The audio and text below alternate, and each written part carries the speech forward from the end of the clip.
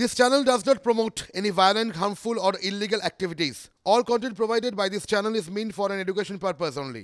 দেখুন, রেড রোডে দুদিনের ধর্নায় বসেছিলেন মমতা বন্দ্যোপাধ্যায়, আর সেখান থেকে শনির দুপুরে একটা বড় ঘোষণা করলেন মুখ্যমন্ত্রী। তিনি বললেন 100 দিনের কাজে বাংলা শ্রমিকদের টাকা মেটাবে তাঁর সরকার। 21শে ফেব্রুয়ারি 21 লক্ষ বঞ্চিতের অ্যাকাউন্টে টাকা চলে যাবে। প্রতিশ্রুতি দিয়েই ফের খেলা হবে হুঙ্কার নেত্রীর মুখে। 21 লক্ষ মজদুরকে যাদের টাকা কেন্দ্রীয় সরকার দেয়নি, আগামী 21শে ফেব্রুয়ারি তাদের টাকা তাদের ব্যাংক অ্যাকাউন্টে চলে যাবে, রাজ্য সরকার দেবে। এদিনের ঘোষণা লড়াইয়ের পালে কতটা হাওয়া দিল? নেত্রী কিন্তু সাফ জানিয়ে দিয়েছেন তিনি অল আউট খেলবেন। আমার দিক থেকে কোনো আপত্তি নেই, আমি অল আউট খেলায় খেলবো, অল আউট জিতবো, অল আউট খেলবো। খেলাও হবে, খেলতেও হবে, জিততেও হবে। সব রাজ্য এইভাবে যদি এগিয়ে যায়, সব পন্টাল অর্গানাইজেশন যদি এগিয়ে যায়, সব রিজিওনাল পার্টি যদি এগিয়ে যায়, সব ন্যাশনাল পার্টি যদি এগিয়ে যায়, আমি বিশ্বাস করি বিজেপি যদি ভাবে আমি চিরকাল থাকবো, চিরকাল কেউ থাকে না। ওরা অনেক অত্যাচার করেছে, আর না, আর না, আর না। ক্ষতি কিছু নেই। আমরা তো টাকা ঢোকানোর বিরোধী নই, চোরেদের জেলে যাওয়ার পক্ষে। আমরা যারা 100 দিনের কাজ না করে, পুকুর না কেটে যারা লুট করলেন হাজার হাজার কোটি টাকা, আমরা তাদের জেলে দেখতে চাই। লোকসভা নির্বাচনে হার তো নিশ্চিত, যদি বালির বাঁধ দিয়ে রক্ষা করা যায়, সেই একটা শেষ চেষ্টা মমতা ব্যানার্জির। এটা ভোটের আগে আরেকটা ঢপের কীর্তন তৈরি হবে। মানুষকে বলবে দেখো 100 দিনের কাজে আমি কত বড় আন্দোলন করছি। এর আগে খোকাবাবু নাকি 1 লক্ষ লোক নিয়ে যাচ্ছিল, যে কটা নেতা গেল 5 স্টার থেকে, তারপর পালিয়ে এসছে। তো দিদিকে বলবো আপনি কলকাতায় কি করছেন? ধর্না কলকাতায় কি আপনাকে টাকা দেবে? এটা আপনি ভোট করছেন। যদি সত্যিকারের টাকা আদায় করতে হয়, চলুন দিল্লিতে গিয়ে অবস্থান করুন। 26টা ঘন্টা বা 28টা ঘন্টা কমসে কম অনশন করুন দিল্লির বুকে। আমার দাবি এটা আপনার কাছে। এদিকে নিয়োগ দুর্নীতিতে জামিন মামলার শুনানি, আর সেখানে পার্থ চট্টোপাধ্যায়ের ফন্দি ফাঁস করল সিবিআই। আদালতে জামিনের বিরোধিতায় এদিন সিবিআই আইনজীবী সওয়ালের ভয়ঙ্কর অভিযোগ তোলেন পার্থর বিরুদ্ধে। কেন্দ্রীয় তদন্তকারী সংস্থার দাবি, শিক্ষক পদে বা শিক্ষাকর্মী হিসেবে কারা চাকরি পাবে কারা পাবে না, গোটাটাই ঠিক করা হতো সম্পূর্ণ পরিকল্পনা মাফিক।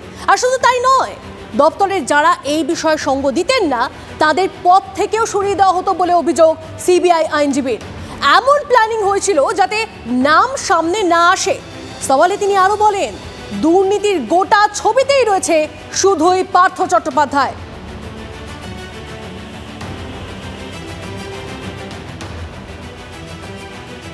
এদিকে প্রস্তুতি চলছে জোর কদমে।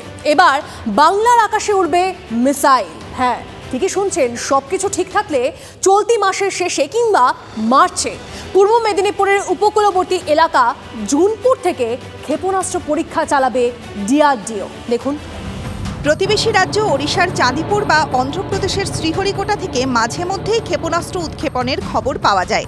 এবার ক্ষেপণাস্ত্র উৎক্ষেপণের সাক্ষী হতে চলেছে পশ্চিমবঙ্গ। পূর্ব মেদিনীপুরের জুনপুটের উপকূলে মিসাইল লঞ্চিং প্যাড তৈরির উদ্যোগ নিয়েছে ডিআরডিও।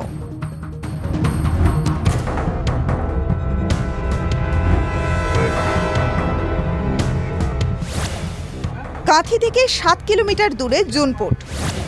সূত্রের খবর, সেখানেই তৈরি হচ্ছে ডিআরডিওর launching pad. Missile launching pad তৈরির জন্য ডিআরডিওকে জমি দিয়েছে রাজ্য। সবকিছু ঠিক থাকলে ফেব্রুয়ারির শেষে কিংবা মার্চে জুনপুট থেকে মিসাইল টেস্ট করতে পারবে ডিআরডিও। ওরা টেস্টিং করবে আর কি ফেব্রুয়ারির শেষ দিকে অথবা মার্চে। ডিআরডিও, যেটা defence research and development organisation, তারা একটা এখান থেকে টেস্ট লঞ্চ একটা করবে, যার জন্য রাজ্য সরকার থেকে ওদের জন্য একটা জুনপুটে জমিও দেওয়া হয়েছে। একটি রকেট ছাড়া হবে বালেশ্বর থেকে। অন্য একটি জুনপুট লঞ্চিং প্যাড থেকে উৎক্ষেপণ হবে। দুটি ক্ষেপণাস্ত্র কিভাবে পরস্পরকে আঘাত করে সেই নিয়েই পরীক্ষা চালাবে ডিআরডিও। এ রাজ্যে উপকূলবর্তী এলাকায় ডিআরডিওর এমন পরীক্ষা এই প্রথম। তাই ক্ষেপণাস্ত্র উৎক্ষেপণকে ঘিরে পূর্ব মেদিনীপুরবাসীর মধ্যে আগ্রহ তুঙ্গে। ডিআরডিও থেকে এটা একটা বিরাট বড় পদক্ষেপ। এই এলাকার যত ইঞ্জিনিয়ারিং এর স্টুডেন্ট যারা রয়েছে তাদের কাছে এটা একটা বড় বিষয়। এটা তো একটা দারুণ সুযোগ। এই সুযোগ হয়তো সব জেলার ভাগ্যে জোটে না। টিভিতে দেখে আসি, প্রশাসনকে বলবো আমাদেরকে যদি দেখিয়ে দেওয়ার, সচক্ষে দেখিয়ে দেওয়ার ব্যবস্থা করে তো খুবই আনন্দিত হই। একদিকে যেমন উৎসাহের আবহ, তেমনি ক্ষেপণাস্ত্র উৎক্ষেপণকে কেন্দ্র করে আশা আশঙ্কায় মৎস্যজীবীদের একাংশ। ক্ষেপণাস্ত্র উৎক্ষেপণকে কেন্দ্র করে উপকূলে নিরাপত্তার কড়াকড়ি আরও বাড়বে। তাই জীবন জীবিকা বিপন্ন হওয়ার আশঙ্কায় মৎস্যজীবীদের একাংশ। ক্ষেপণাস্ত্র উৎক্ষেপণের ফলে দূষণেরও আশঙ্কায় তাঁরা। মৎস্যজীবী সংগঠনের নেতাদের দাবি, আমরা প্রত্যেকটি আপনাদের মাধ্যমেও আমরা রাজ্য এবং কেন্দ্রীয় সরকারকে বলবো যে জাতীয় নিরাপত্তা সংক্রান্ত ব্যাপারে আপনারা যে মিসাইল লঞ্চিং পড এখানে স্থাপনা করতে চলেছেন সেটা কিন্তু ক্ষুদ্র মৎস্যজীবীদের তাদের জীবিকায় বিঘ্নিত হবে। তার ফলে এমন যেখানে জীবিকার কোনো ক্ষতি হবে না, জীবন জীবিকা বিপন্ন হবে না, এইরকম কোথাও যদি এইরকম এটাকে যদি মিসাইল লঞ্চিং প্যাডটাকে যদি নিয়ে যাওয়া হয় তাহলে কিন্তু আমাদের সেই প্রস্তাব আমরা ওনাদের কাছে দেব।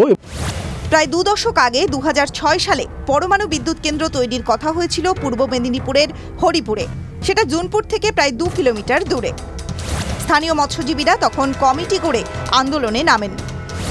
পাশে ছিল তৎকালীন বিরোধী দল তৃণমূল। আন্দোলনের জেরে শেষ পর্যন্ত পিছু হটেছিল তৎকালীন বাম সরকার।